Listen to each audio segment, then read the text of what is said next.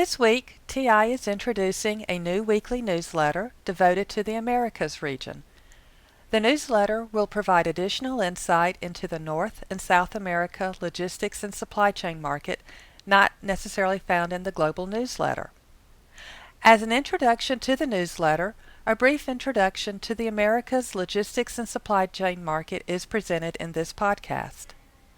The Americas region, comprising of such countries as Argentina, Brazil, Canada, Mexico, and the U.S., is home to major logistics and express providers such as UPS, FedEx, and Expeditors, trucking companies such as YRC, Conway, and J.B. Hunt, and rail companies such as Norfolk Southern, Union Pacific, and Canadian National. Combined, the Americas makes up about a third of the global contract logistics market, with the U.S. making up 27% of the global market alone. The Americas also makes up about a third of the global freight forwarding market. North America makes up 24% of the global market.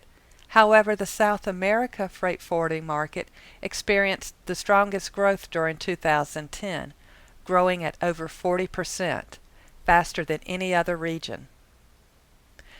The region is responsible for over 35% of the global express and small parcel market. North America, dominated by the U.S., is the single largest geographic segment in the express industry. The region is undergoing several changes. Infrastructure is a major problem throughout the region.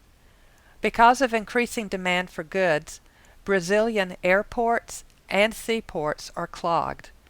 Vale, one of the world's largest iron ore companies, recently launched a separate logistics company as well as invested in port infrastructure improvements. Within the U.S., the aged infrastructure is taking a toll on the movement of goods as the government debates ways in which to fund necessary projects. Ports are competing against one another for money to dredge harbors in preparation of an enlarged Panama Canal, and railroad companies are building out intermodal routes. Trends within the region include increasing near-sourcing. Mexico is attracting companies despite its problems with drugs and gang violence. NAFTA trade has increased this year and will continue to do so, particularly as a new regulation goes into effect allowing Mexican truck drivers into the U.S. market. Finally, trade with Brazil is increasing as China has surpassed the U.S. to become Brazil's leading trade partner.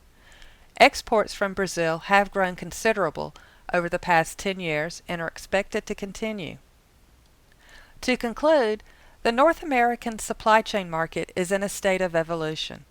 The changes brought on from the Great Recession have created opportunities for logistics providers, whether they are in new geographies, new industries, or new services. South America is also undergoing changes and is emerging as a major global trade partner. It is expected to continue expanding its role as a leading global exporter. For additional information on the Americas newsletter or any other TI product, please contact us via email or phone.